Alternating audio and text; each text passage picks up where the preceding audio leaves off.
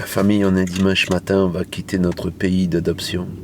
Enfin, pour moi, mon pays d'adoption, mais pour Eva, c'est un peu son pays. On est en train de rouler, d'un coup, qu'est-ce qu'on voit? On traverse Gros Disque, on voit un marché. Je dis à Eva, Chatounette, tu as envie qu'on s'arrête au marché? Oh oui, s'il te plaît. Ah, regarde.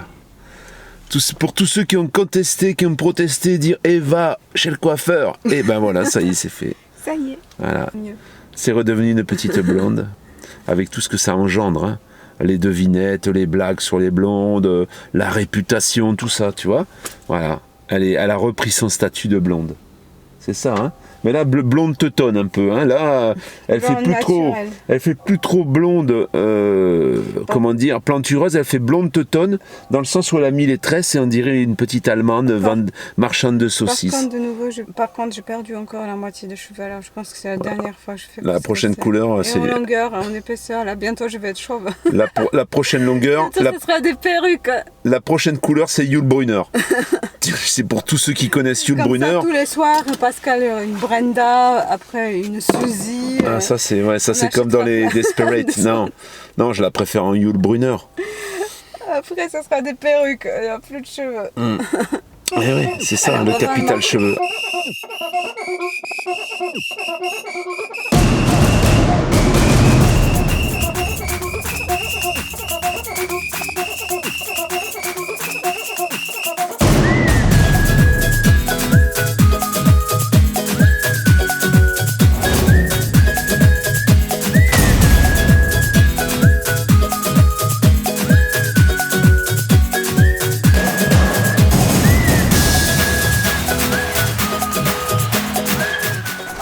Alors quand tu passes dans les allées du marché, ça sent les produits locaux, hein, la charcutaille, les gâteaux, enfin, t'as de tout. Et t'as des cochons sauvages. Voilà. C'est le cousin éloigné de Pascal. Ça, elle est gentille. Elle est toujours pleine de compliments. Cappadoce, t'as vu? Cappadoce. Ah.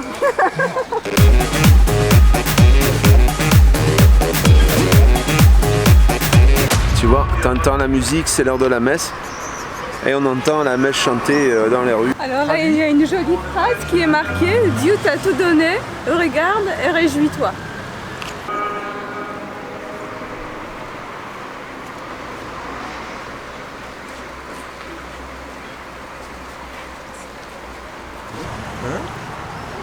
Wszystko, co zamierzasz w sercu, lecz tej samej nocy Pan skierował do Natana następujące. En dehors du fait que moi je suis un peu athée, hein, je trouve que la réunion Tu es athée ou non pratiquants? non pratiquants, c'est que malgré tout, on sent une réunion, là, c'est une réunion d'êtres humains, et c'est ça qui est chouette en fait.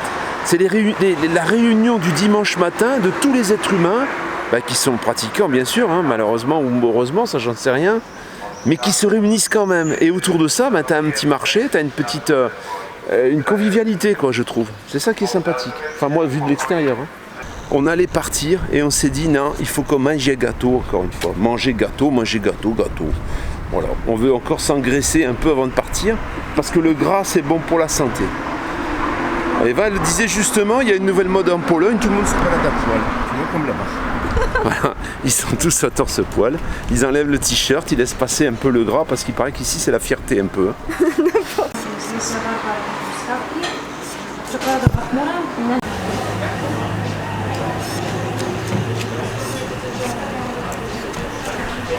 Désolé la famille, mais voilà, on va parler encore de bouffe parce que là avant de partir on prend des forces et les forces ça passe par le gâteau en fait.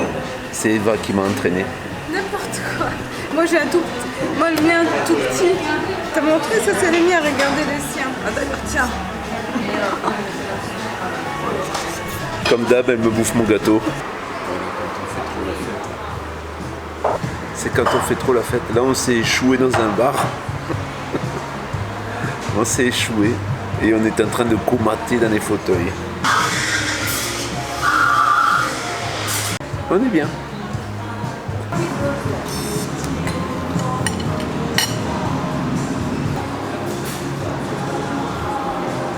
On est sorti de la boulangerie, Eva me demande si on va manger des gâteaux en face.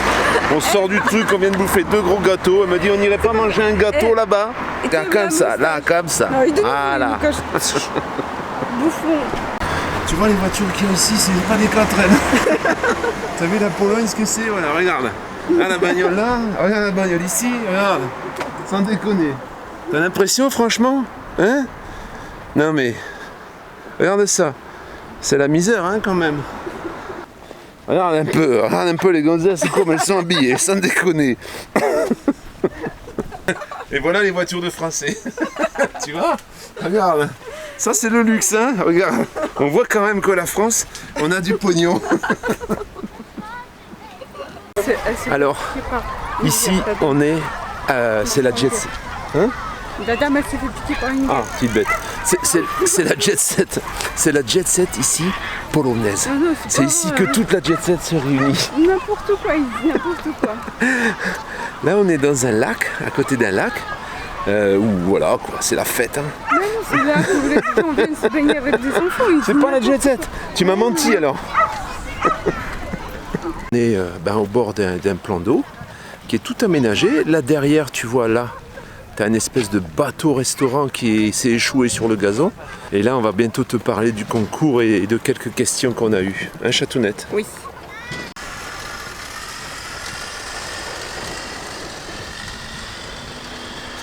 Ça, quand t'as pas de bateau, voilà ce que tu peux faire.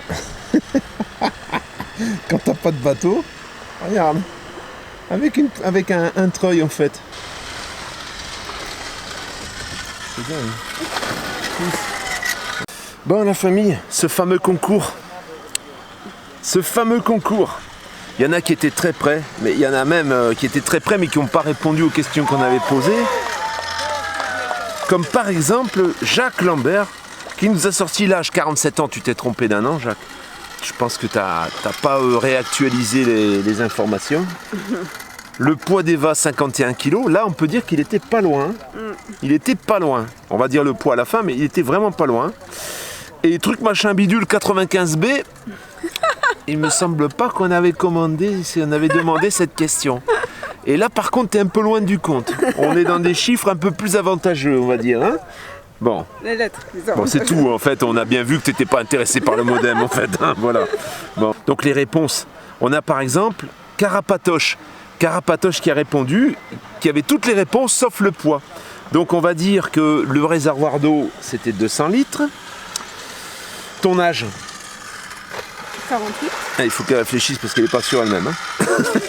Le poids total, le PTAC de mon camping-car c'est 5000 kg, donc 5 tonnes c'était bon, une bonne réponse aussi. Le club de football qu'on a vu, avec l'autocar qu'on avait vu du club de football, c'était... Tu as vu? Oui, c'était... C'était les Belges. Les Belges. Le standard de Liège. Comment on a réactivé mon frigo? Avec un vibromasseur. Avec vibromasseur, donc on l'a vibré, il y en a certains qui ont dit qu'on l'avait vibré. C'était pas une mauvaise réponse, mais par contre c'était un vibromasseur, voilà. Notre déjeuner préféré? Des bananes avec des œufs. Voilà, donc c'était pas banane au sucre là, hein.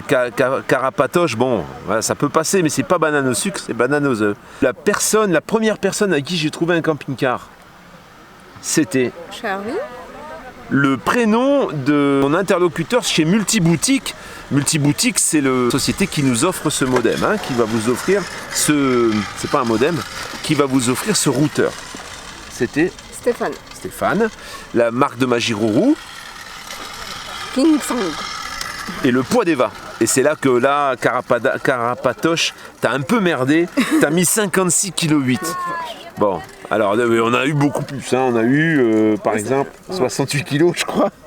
56, je suis déjà arrivée à 50. 56, elle est déjà arrivée, mais elle était beaucoup plus grosse. Hein. Vous l'avez compris, pour les bonnes réponses, ceux qui ont répondu se reconnaîtront. J'ai eu notamment Bruno Le Ch'ti qui avait toutes les bonnes réponses.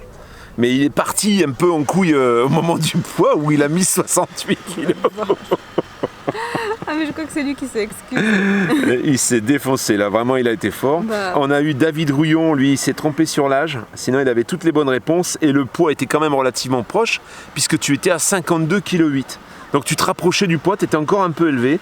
Par contre, où tu t'étais trompé, c'est 47 ans. Je vais pas citer tout le monde, hein, parce qu'il y en a eu plein après où il y avait encore une fois 47 ans.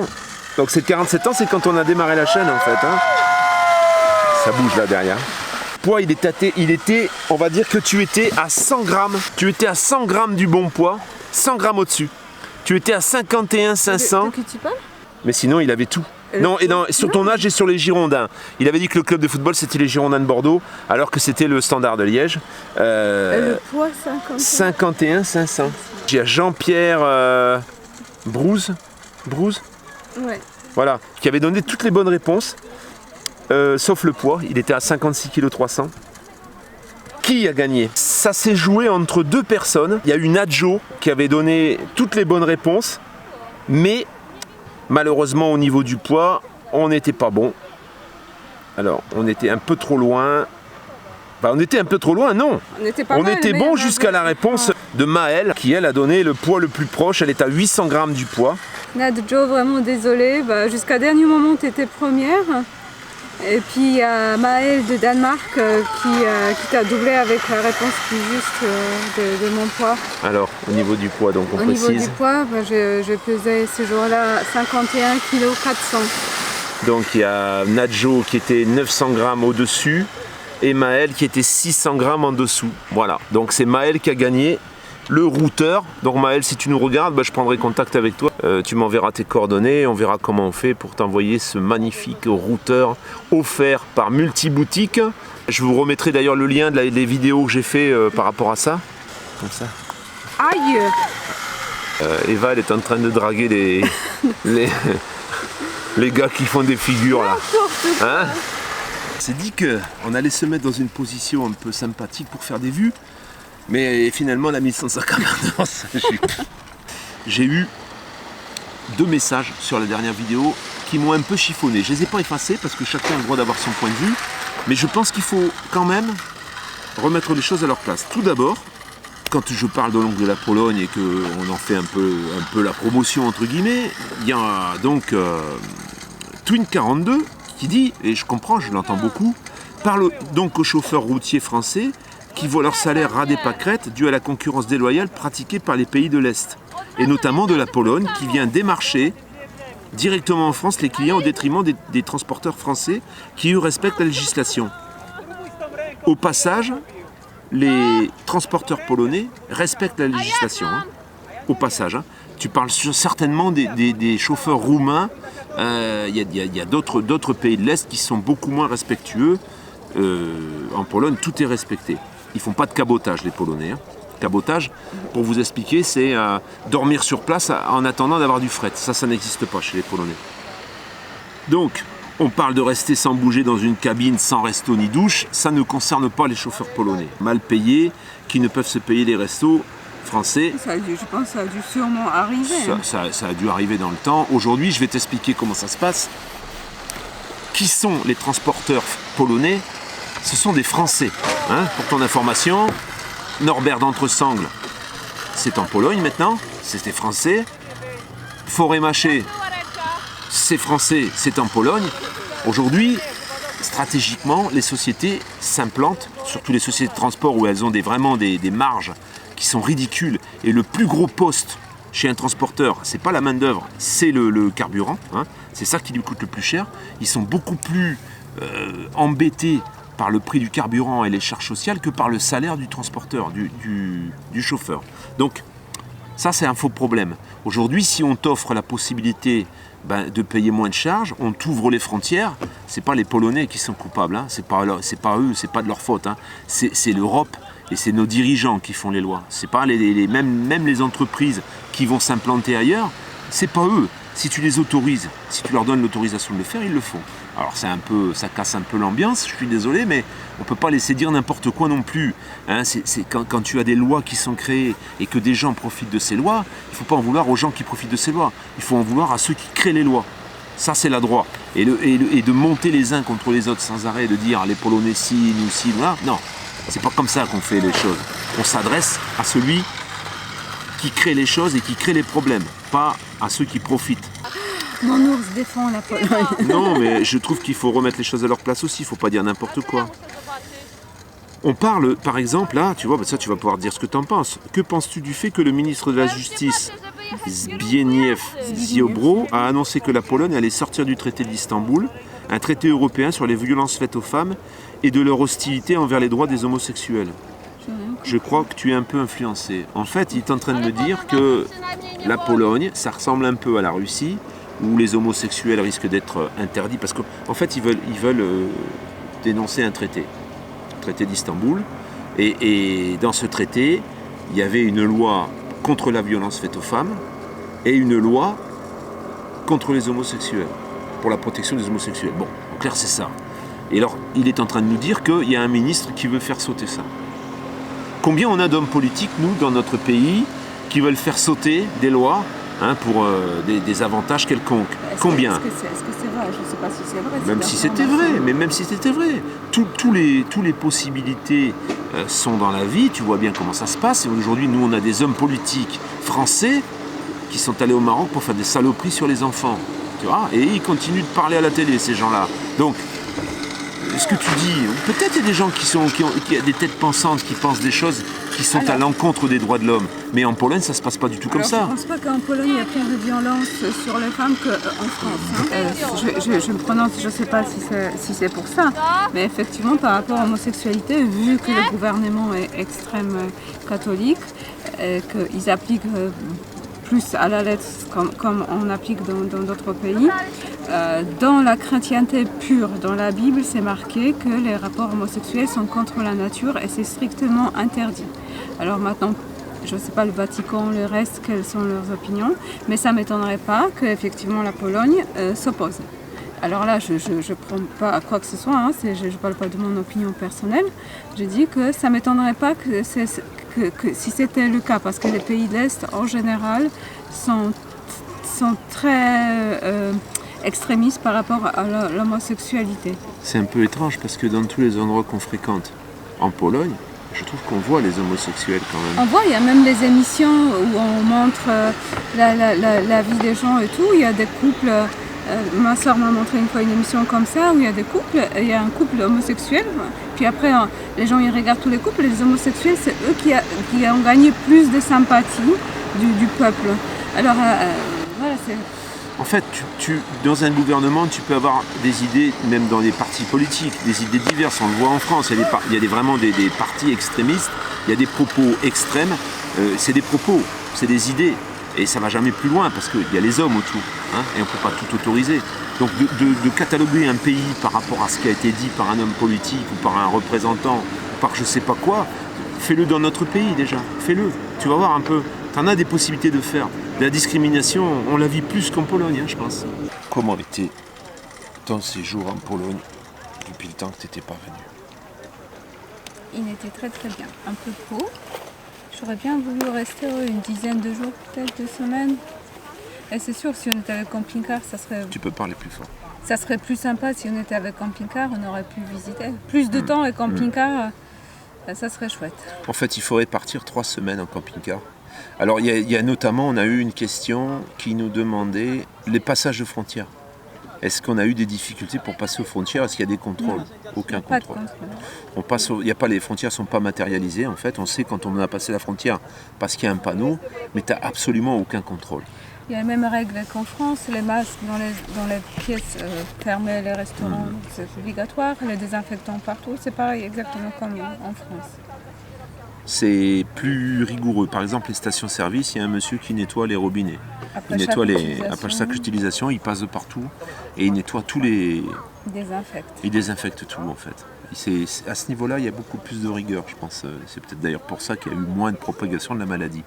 Donc non, tu peux passer sans problème. Puis pour encore, l'effet qu'on dit plein de choses positives, plus ou moins sur la Pologne, c'est pas pour rabaisser la France, c'est pas une question de comparaison, c'est que maintenant on est en Pologne, alors on parle de la Pologne. En fait, nous on entend le son de cloche français au sujet de la Pologne. Au niveau des médias, il y a tout un tas de propagande à ce niveau-là et qu'elles sont pas forcément... D'ailleurs, on voit, les personnes qui parlent du transport, là, ils ne connaissent pas le transport en fait, ils ne connaissent rien.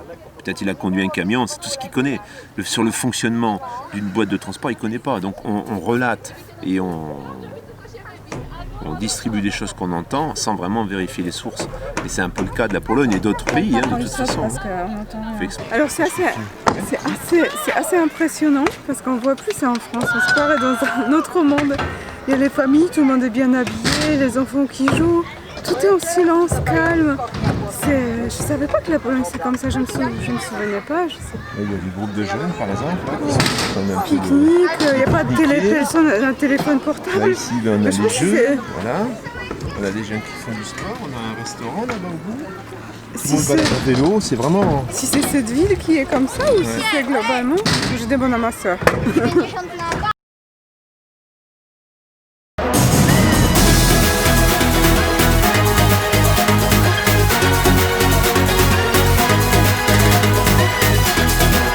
Dernière chambre du séjour. Là, franchement, regarde ça. Regarde ça. Comme c'est spacieux. Tu vois, tu as des fenêtres partout autour. Plus grandes que dans le camping-car, forcément. Hein. Avec une grande douche ici. Et on va aller dans la chambre. Ah! On a une polonaise qui dort. Un petit bureau. 2 lits. En Pologne, c'est beaucoup de lits. Hein. Et souvent, tu es livré avec une polonaise qui dort. Tout ça pour combien, Châteauneuf? 36 € la nuit. D'accord. Et là, on est à Skierniewice. C'est entre Varsovie et Łódź. Voilà, je te traduis. Hein, tu parles pas forcément le polonais. Hein. On va peut-être aller chercher les valises maintenant, Châteauneuf. Bah vas-y. Va chercher. Tu vois? C'est chouette, hein? En fait, moi, je viens pour faire l'intendance ici, tu vois? Je porte les valises, je conduis la bagnole, je fais chauffeur. Tu vois, je nettoie la voiture, tout, quoi. Allez, lève-toi. Tu vas perdre un peu tes gâteaux que tu as mangés tout à l'heure.